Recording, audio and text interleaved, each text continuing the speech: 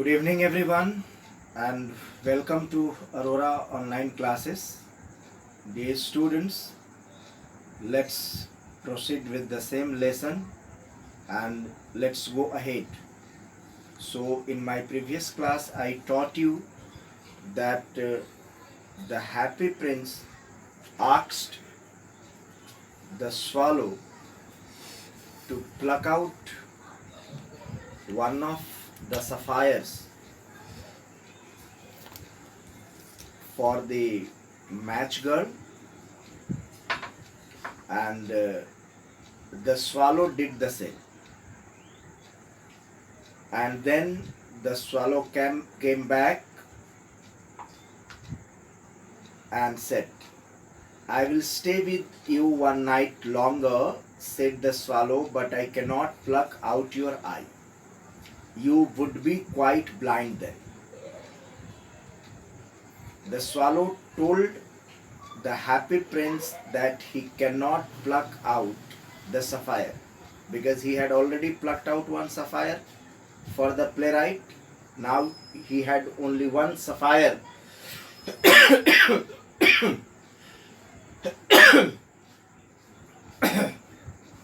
Now he had only one sapphire left with him. So the swallow said, at first the swallow denied to do so. He did not want to do so, as he understood that the happy prince would be blind without these two sapphires because his eyes were made of these two sapphires. Since the swallow was a kind-hearted bird and he did not want the happy prince to be blind, so he plucked out the prince's other eye and darted down with it. It swooped past the match girl, slipped the jewel into the palm of her hand. What a lovely bit of glass, cried the little girl, and she ran home laughing. When the swallow came back to the prince, you are blind now, he said, so I will stay with you always. Underline it. No, little swallow, said the poor prince, you must go away to Egypt. No, I will stay with you always, said the swallow, and he slept at the prince's feet. All the next day, he sat on the prince's shoulder and told him the stories of what he had seen in strange lands. Dear little swallow, said the prince, you tell me of marvelous things, but more marvelous than anything is the suffering of men and women. There is no mystery so great as misery. Fly over my city, little swallow, and tell me what you see there. So the swallow flew over the great city and saw the rich making merry. Merry means enjoyment. Merry means happy in their beautiful houses, while the beggars were sitting at the gates. He flew into dark lanes and saw the white faces of starving children looking out listlessly at the black street. Under the archway of a bridge, two little boys were lying in each other's arms to try to keep themselves warm. How hungry we are, they said. You must not lie here, shouted the watchman, and they wandered out into the rain. Then he flew back and told the prince what he had seen. I am covered with fine gold, said the prince. You must take it off, leaf by leaf, and give it to the poor. The living always think that gold can make them happy. Leaf after leaf of the fine gold the swallow picked off till the happy prince looked quite dull and grey. Leaf after leaf of the fine gold he brought to the poor, and the children's faces grew rosier, and they laughed and played in the street. We have bread now, the children cried. Then the snow came, and after the snow came the frost. The streets looked as if they were made of silver. Everybody went about in furs, and the little boys wore scarlet, means red, caps and skated on the ice. The poor little swallow grew colder and colder, but he would not leave the prince. He loved him too well. He picked up crumbs outside the baker's door when the baker was not looking and tried to keep himself warm by flapping his wings. But at last he knew that he was going to die. He had just enough strength to fly up to the prince's shoulder. Once more, goodbye, dear prince, he murmured. Will you let me kiss your hand? I am glad that you are going to Egypt last night, little swallow, said the prince. You have stayed too long here, but you must kiss me on the lips, for I love you. It's not to Egypt that I am going, said the swallow. I am going to the house of death. Underline it. Death is the brother of sleep. Is he not? This is what the swallow said. And he kissed the happy prince on the lips and fell down dead at his feet. At that moment, a curious crack sounded inside the statue, as if something had broken. The fact is that the leaden heart had snapped right into it. It certainly was a dreadfully hard frost. Early the next morning, the mayor was walking in the square below, in company with the town councillors. As they passed the column, he looked up the statue. Dear me, how shabby the happy prince looks, he said. How shabby indeed, cried the town councillors, who always agreed with mayor, and they went up to look at him. The ruby has fallen out of his sword. His eyes are gone, and he is golden no longer, said the mayor. In fact, he is little better than a beggar. Little better than a beggar, said the town councillors. So what happened then? Now it was the time for swallow. Actually, the swallow felt pity on the happy prince. The prince had given both his sapphires. He had helped the match girl with the sapphire. He had helped the playwright with the sapphire. Now nothing was left with the prince. Now the prince was blind. And then the swallow told the prince that he won't go to Egypt. Even though the happy prince told the swallow to go to Egypt, as the prince said that, swallow, you have stayed with me for a long time. Your friends are waiting for you in Egypt. But the swallow said, no, I won't go to Egypt now. I'll stay with you. You are blind now. I'll help you. I'll help you.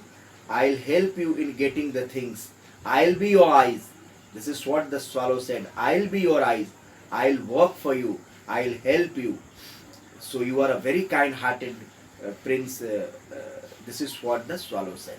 Then the swallow told, and the swallow told the happy prince told the happy prince the stories of strange lands. So the swallow told the happy prince so many stories, so many beautiful stories, interesting stories. And the prince said, swallow, my city is full of the people who are hungry. They are hungry. They are beggars, and they are unemployed. They are poor people. Swallow, take a round of the city and come to me. And now my body is covered with gold. So take some gold from my body and help the poor children, help the beggars. So the prince saw from there that the richer actually. So the swallow flew over the great city, and when the swallow flew over the great city, the swallow found that the rich people were enjoying a lot in their beautiful houses, and the poor people were sitting at their gates, and they were helpless. They were very sad. He was that some poor children, some beggars were sitting helplessly, and two boys were sitting under the bridge. They were hungry. So the swallow saw the beggars, the hungry boys. Even the watchman had kicked the boys, two orphan boys, out of the room. So they were in the street now. They had nothing. Those poor children had nothing to eat. Those poor men had nothing to eat. So the happy prince told the swallow to help them out by taking some gold from his body, because his body was made of gold. So he told the swallow to take out some gold, leaf by leaf, little by little, from this body, because this body is made of gold, and this will be helpful to the poor. And the swallow did the same. He took out the gold leaf by leaf, little by little, and gave it to the poor children, to the beggars, and to the poor men. And all the beggars, the poor men, and the boys were very happy to receive the gold. Now the swallow came back, and then now the swallow told the happy prince that he won't go to Egypt. Now it was too cold, and a snow was falling, and just because of the snowfall, just this is called frost, and just because of frost everything was covered with frost. It was too cold. Now the swallow couldn't come to the shoulder of the prince, so the swallow told the happy prince that I'm going to the I am going to the house of death. I can't survive now. I have helped. I don't have enough strength to survive because it is too cold. But I am happy that I have served the people, I have helped the people, and I am happy to see you. So before I die, I would like to kiss you. This is what the swallow said. But the prince said, I also love you, dear swallow, so don't kiss on my cheek, don't kiss on my hand, kiss on my lips. This is what the prince told the swallow. And the swallow did the same. And then what happened? By saying this, he kissed the happy prince. The swallow kissed the happy prince on the lips, and then fell down dead at his feet. At that moment, what happened? When the swallow fell down dead at his feet, swallow died, and all of a sudden, what happened? That the statue of the happy prince also broke from inside with a with a heavy noise, with a crackling sound. So the statue of the happy prince also broke into two pieces from the heart. And actually the fact was that it was the leaden heart. His heart was made of lead, it was made of metal, so it also broke into two parts. His heart broke, the heart of the happy prince also broke into two parts.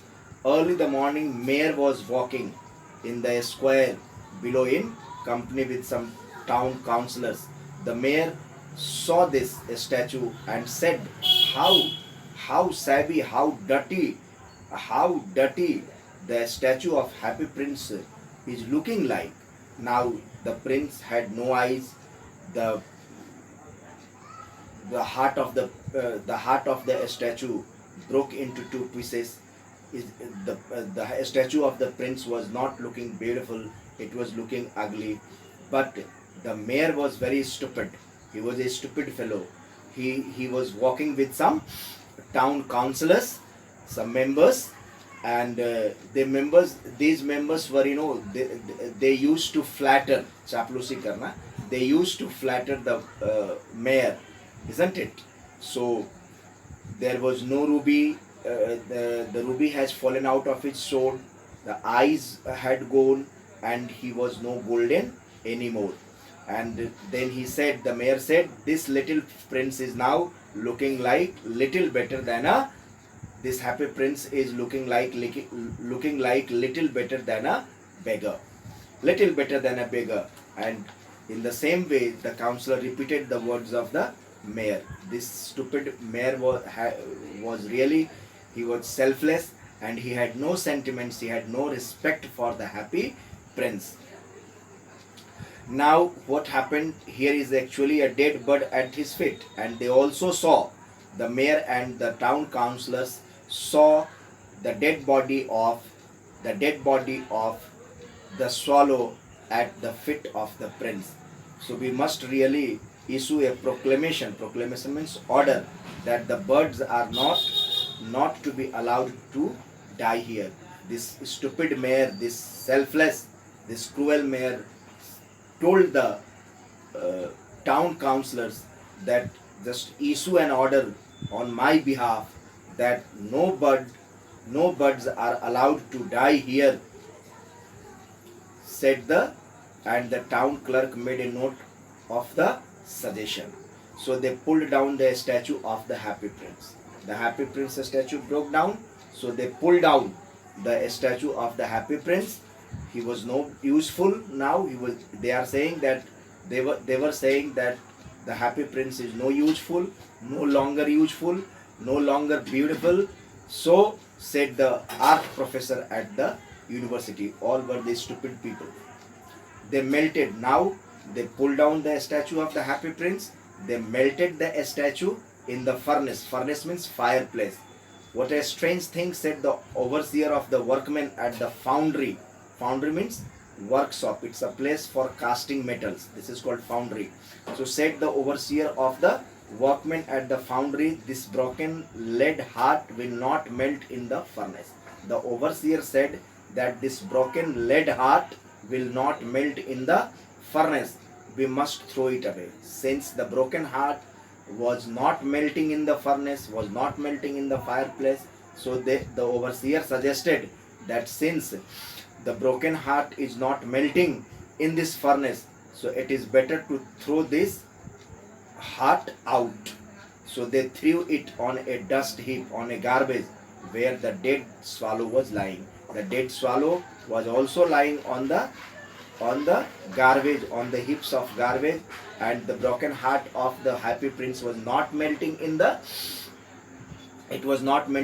furnace, means fireplace. So they threw it out on the garbage. Now on the garbage, the dead body of the swallow was lying, and the broken statue, the leaden heart, the broken heart of the statue of the Happy Prince was also lying there. Bring me two most precious things in the city, said God to one of his angels, and the angel brought him the leaden heart and the dead bird. Now the dead bodies of the Happy Prince and the swallow were lying on the garbage. Now God, Almighty God, told his angels, messenger of God, angels, Devdut. So God asked the angels to bring two most precious things in the city, from the city. So the angel brought two most precious things, two most valuable things. And what were these two valuable things, two most precious things? They were the leaden heart of the statue and dead bird.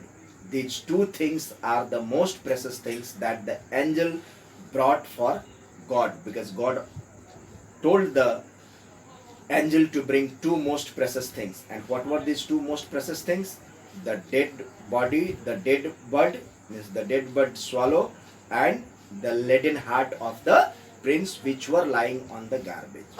You have rightly chosen, said God, for in my garden of paradise, paradise means heaven, Swarg, this little bird shall sing forever more, and in my city of gold the Happy Prince shall praise me.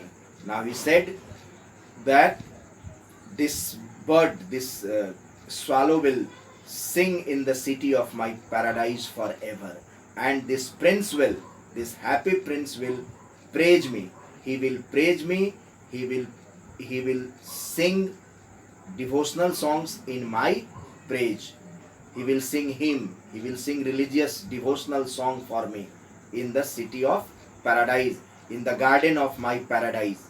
So God lives in the garden of paradise. So actually these are the two most precious things, because both the swallow and the prince, actually they sacrificed everything. They sacrificed their lives. For the good of others, to help others. Whatever they had, they sacrificed everything for the lives of others, for for the well-being of others. They helped the poor, they helped the needy. So this was a great sacrifice. And to live for others, and to do something for others, to do something for the well-being of others, to die for others, to do something good for others, is the noble deed. So they made all sacrifices, and God was pleased with their sacrifices.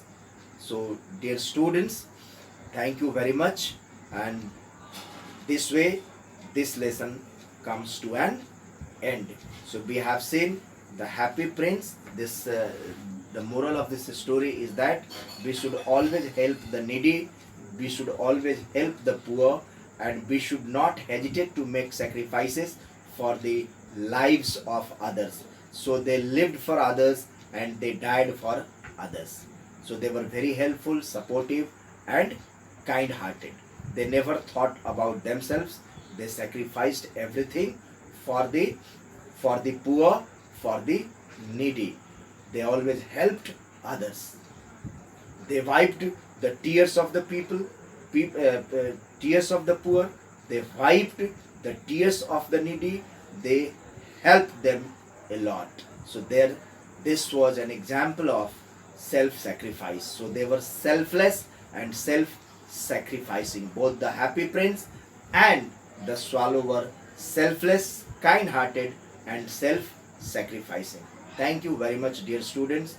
This chapter is over. The story is over. Thank you very much. That's all for today.